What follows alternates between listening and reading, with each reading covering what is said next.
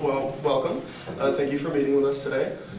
We are representatives of Monsanto. My name is Dakota, as we already established. This is Matt, Sean, and Sam. So we're here today to work on our image. That is the biggest issue facing our company today. So we're hoping to give you a better understanding of our company and hopefully for us to work together in producing a better image. So we're going to start with a general company overview and then some historical timeline of our company. Then we're going to move from there to our competitors and how we're doing in the market. And from there, current projects, future projects, and then sustainability and what that means to us.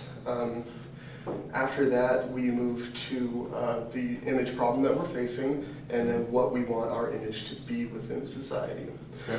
So again, the general point of this is for us to hopefully convince you to work with us and helping to work on our image problem. Great. I know the name Monsanto, but not much else, so this will be useful. Well, I'm glad to hear that. One thing I want you to keep in mind throughout this presentation is that at Monsanto, we care about people, whether it be the individual or society. And because of that, our slogan is growth for a better world. Now, Monsanto is probably best known in the field of agriculture and agricultural biotech, but we started out as a much more diverse company. Now, in 1901, we were founded first as an industrial chemical supplier, and most of our early work focused on synthetic fibers, petrochemicals, polymers, that sort of thing. In the post-war years, we started to move into fertilizers and agricultural chemicals, pesticides, herbicides, and such. The important point is that led to research in the plant world.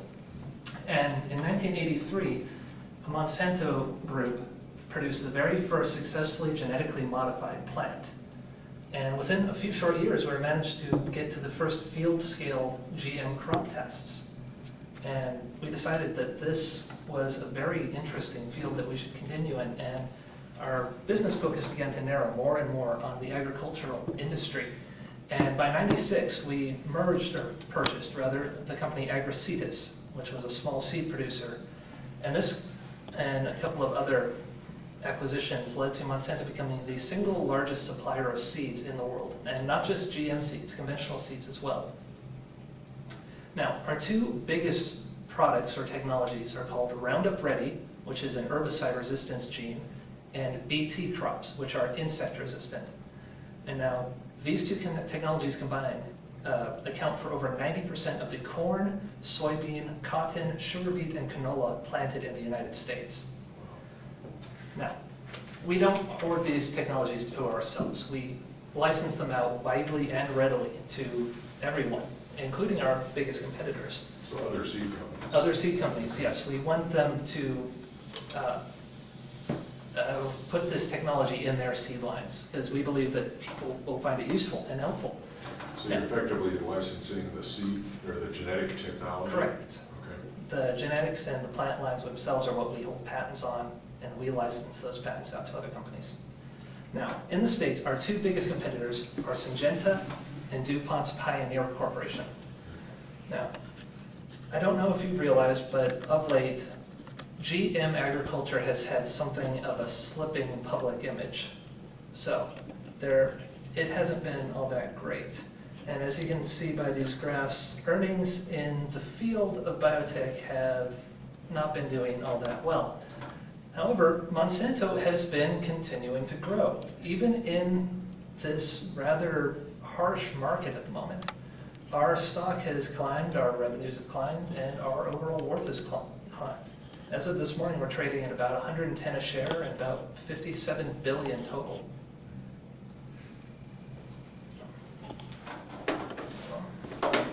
So not only is Monsanto a leader in the agricultural biotech industry, but we're also doing it while maintaining a commitment to sustainable agriculture. So what do I mean by that? At Monsanto, we believe that sustainability equals producing more, plus conserving more, plus improving lives. So, producing more.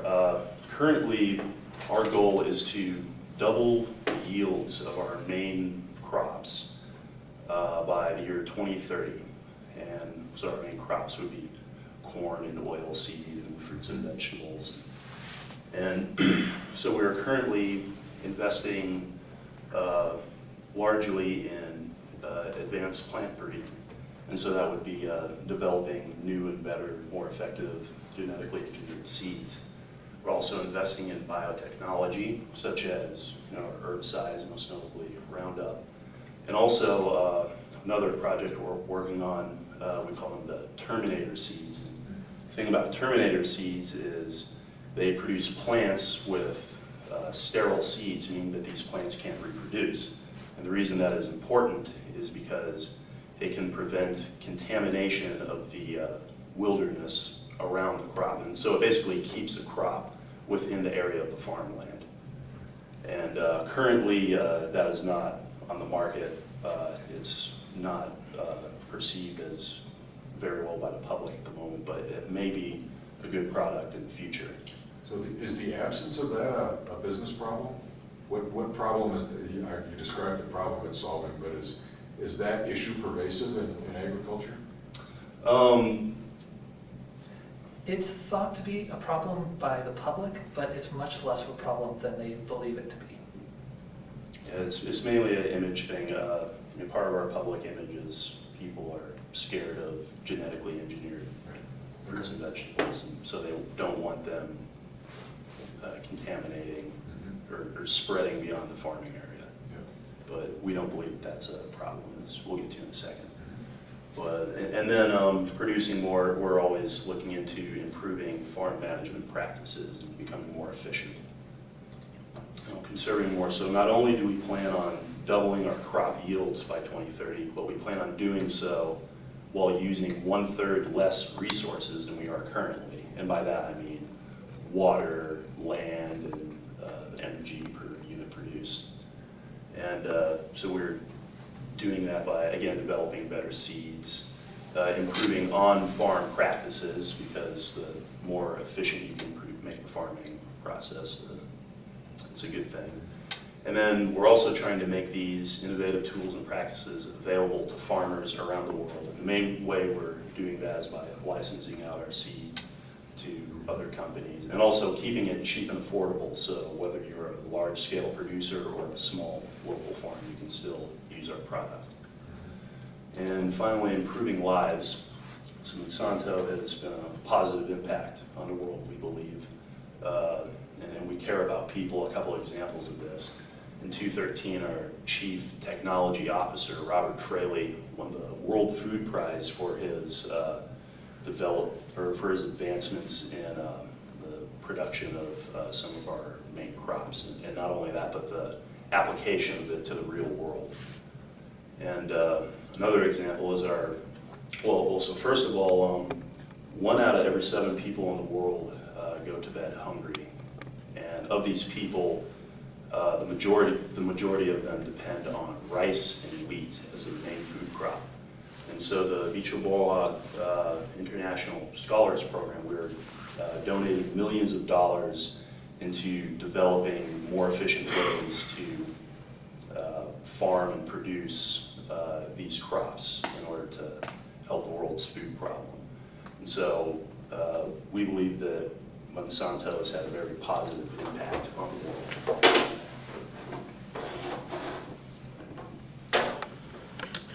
So in spite of all our success and growth as a company, and all the things that we're doing, we still have a problem. And Monsanto right now has an image problem that we don't find satisfactory, and this is the reason why we're here today. So we, as Monsanto, as a company, want to rebrand ourselves to focus around 3 main points. The first is that we're committed to the safety of our products and the health of our consumers. It's a commonly held myth that GMOs that we sell are a threat to human health and our end consumers. This is due largely to a now retracted paper that said that GMOs claim that they cause tumors in mice. But in reality, it's the opposite.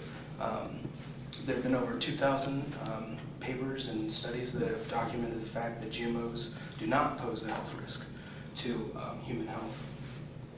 And that's kind of what we want to convey to the public, is that there's no scientific validity behind these misconceptions. So second, we want to be a part of sustaining the growing world population.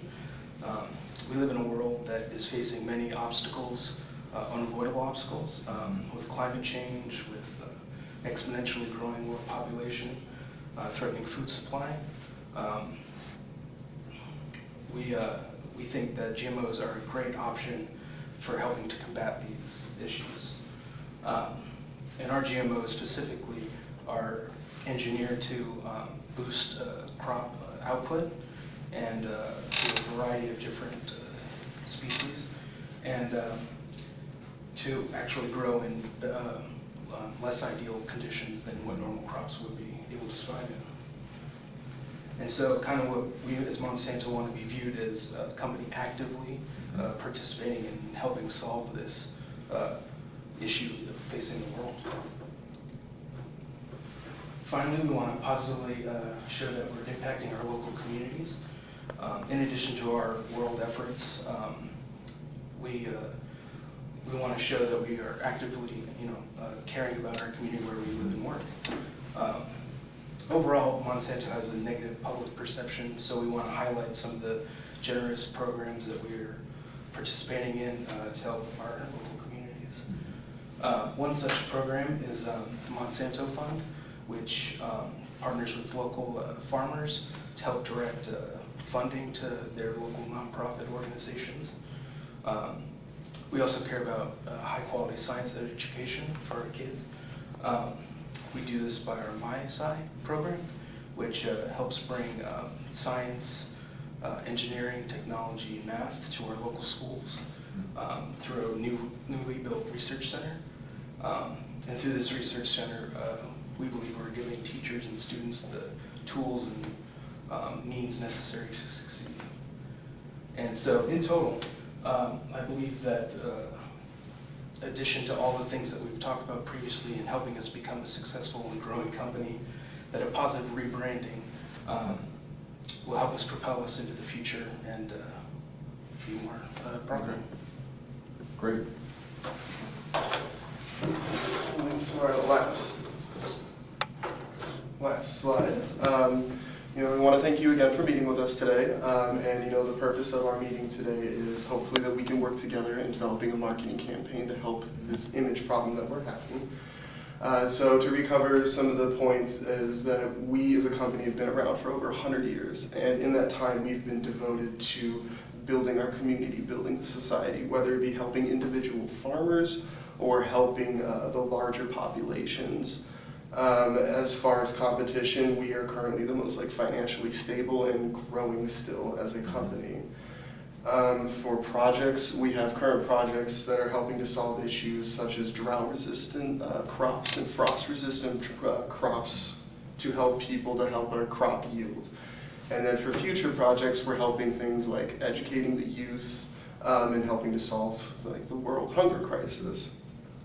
So today we're facing this image problem produced by the genetically modified organisms, and we're hoping that we can work together to developing a campaign that will counteract this negative image and produce an image that makes us seem as a stronger, have a stronger role within our society and a more positive role within society.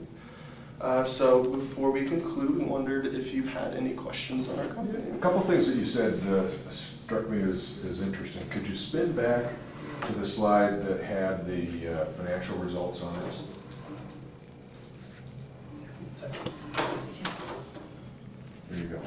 There you go. The question I had, and as you were talking about the licensing aspects of your business, Yes. it's a little unusual to be licensing to your competitors. Yes. So I understand what you're doing there, but do you have any sense on the revenue line, if you will, how it breaks down into sort of, I guess, seeds and non-seeds, and among the seeds, how much of that is licensing versus your own stuff? Approximately 2/3 of our income is from the agricultural field, from the seeds. Okay. And as for the licensing versus licensing, I do not know off the top of my Okay. head, I'm afraid. Because that would be kind of interesting from an image perspective to say, you know, actually, what we do is a really standard procedure across the industry, evidenced by the fact that all of our competitors Yes. license our own stuff. Yep. The second thing that you guys said that I thought was kind of interesting is you talked about, if you go forward to where you were talking, I think it's forward, yes. Where you were talking about the idea of the improved on-farm practices and the 1/3 reduction of resources.